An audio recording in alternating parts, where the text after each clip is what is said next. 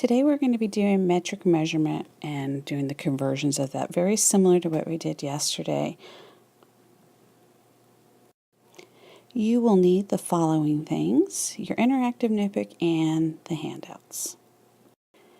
Okay, well, yesterday we dealt with this side here, and so today we're going to be doing this side here, the metric side. And metric is used in about every other place but the United States, and it's also always used primarily in sciences. And so you do need to be familiar with it. Then there's a couple things we need to notice. Look at all those numbers. There's nothing but ones and zeros there. That is going to be a clue. So before we begin, there's a couple of points I want to go over. Hopefully you're noticing if we're going from a larger measurement to a smaller unit, we are going to be multiplying since there will be more of them. Whether we're doing metric or customary, if we have a pitcher of Kool-Aid or something, or lemonade, and we're going to a cup, and we need to get all that liquid into a cup, we are going to have a lot more cups than that one pitcher. So just to illustrate the point, we will be multiplying since there will be more of them. Same way is we'll be dividing if we are going from a smaller unit to a larger one. So if I'm taking all these cups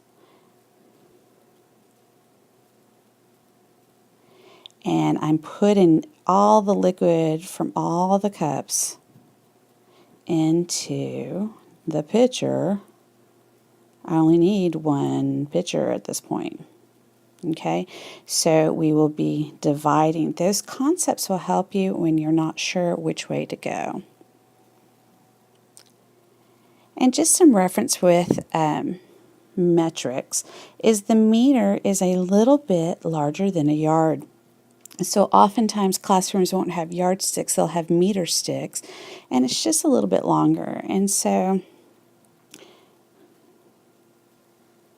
we know that 1 yard is 3 feet. Well, let's see if I can do it. And so a meter stick adds on just a little bit more. So right there is the meter. And this guy right here is representing the yardstick. So when you have to be careful when you're using a tool in measurement, whether in math or in science, that you know what it is, because some people assume that a meter stick is the same as a yardstick, and it's just a little bit more. But that helps give you a comparison. And the last thing we want to talk about are metrics and base of units of tens, which will make multiplying and dividing so much easier. So let's look at this. If I have 1,000 and I need to multiply it by 100, you could sit here and do it like this, 1, 2, 3, comma, and you get 100,000. We know that anything times 1 in itself, so here's the shortcut version. 1 times 1 is 1. Now what you're going to do is count up your zeros. 1, 2, 3, 4, 5, and add those on. 1, 2, 3, 4, 5. And then, right here, that's where your decimal will be if there was one. And so you count over 3 spots. Here is the ones, here's the tens, here's the hundreds. So there we'll put the comma. And just to go over place value a little bit more, that's the 10,000s, 100,000s, and thousands, 10,000s, and 100,000s. And so the same way if you're dividing something, so say you want to divide 10,000, and I want to divide it by 100. I can sit here and do it all out the way we know how to do it. I cannot go into 1. It cannot go into 10. It goes in there 1 time. 1 times 100. subtract, and then I have nothing. Or,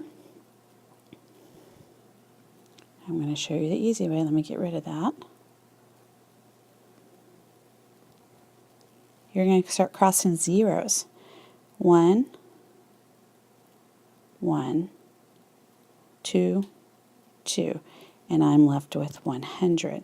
So this is what's called the power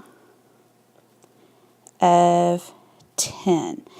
And when it makes sense to you, it makes the math a lot easier. You can always do it the straight algorithm way, and that is okay.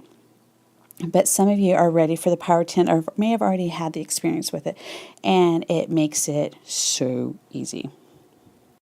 All right, just like yesterday, we are going to be doing our basic ratio conversions and discovering them, and we'll be using our chart. And if you notice, there is not as much, so it makes it a little bit easier.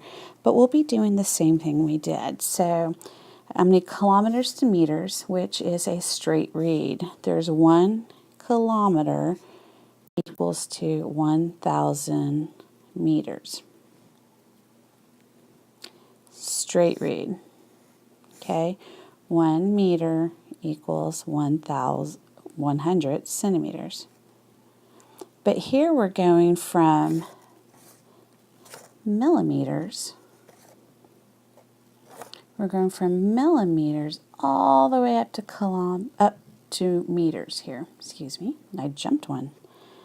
Okay, so we're going to do the chart. And so I know that 10 millimeters is equal to 1 centimeter, and I'm reading that straight from this line. It's okay if I go backwards on it. The next line is 100 centimeters is equal to 1 meter. And so that's where I stop because that's where that last one is. I can cross out my units that are the same, and now I need to multiply across. 1 times 1 will give me 1 meter. And so here's where that power of 10 comes in. I have 10 times 100, so I know that that is 1 times 1 is 1, and let's count our zeros. 1, 2, 3. So if I add on 3 zeros, 1, 2, 3, put my comma where it's supposed to go, and then label it, I know that I have 1,000 centimeters in 1 meter. Okay, so we're going to do like we did yesterday. We're going to pause it, and I want you to finish it off and then check it. All right, so hopefully you've done the work and you're ready to check it. And so as you can see, I did use the rule of 10 here, and that's what those black numbers are, is I'm counting my zeros here. The answer to number 5 is here. The answer to number 6 is here. 7 is here, and 8 is down here. So it gets a little messy a little bit. So let's look at our homework. All right, we're going to be working on the classwork, and this is problem number 1. Oops, I didn't want to get rid of all of that. We'll just deal with that green there. All right, so we have 3 kilograms equals 1 gram. And so what we're trying to get you to do is to practice this process of it. And so what I'm looking at is I'm trying to figure out what 3 kilograms is. Well, and I'm trying to get it to be grams, and that is the next step from this. So looking at my chart, I see that 1 kilogram is equal to 1,000 grams. And so if I multiply across, 3 times 1,000 will give me 3,000 grams. And as I was telling most classes yesterday, this is kind of a different way to think about it. And it's starting to practice this method for this. So we're going to go ahead and do, let's skip number 1. And let's go down to number 3. Okay, so number 3 is 9,000 meters equals how many kilometers or kilometers. It really kind of depends on where you who you're around on how you say it. So they're both correct. So I know that I have 9,000 meters, and I know that 1,000 meters is equal to 1 kilometer. So these meters cross out. So when I multiply across, I will get 9,000 over 1,000. And so as you should remember from whenever we've done fractions, a fraction is truly a division problem. I could rewrite that as 1,000 divided into 9,000 to simplify it down. Or I can use my rule of 10. And I got to tell you, I love this rule of 10, the power of 10. If I cross one off down here, up here, in my numerator, I can cross one in my denominator. If I can cross one in my numerator, I can cross one in my denominator. If I cross one in my denominator, I can cross one in my numerator. You have to be equivalent here. You have to do the same amount, okay? You can't just do all zeros. It has to be a 1 for 1. It has to match up. And so what I am left with is 9 over 1, which simplifies down to 9 whole. So 9,000 meters is the same as 9 kilometers. So what I would like for you to do is to please finish off your classwork. Please have a teacher check it. This hopefully will be going a lot quicker for you today. And then you may get started on your homework.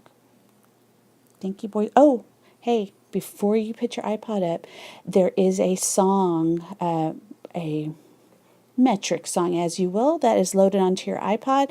If you would like, please listen to that and just enjoy it. It's kind of a funny kind of thing, and no, it's not me singing.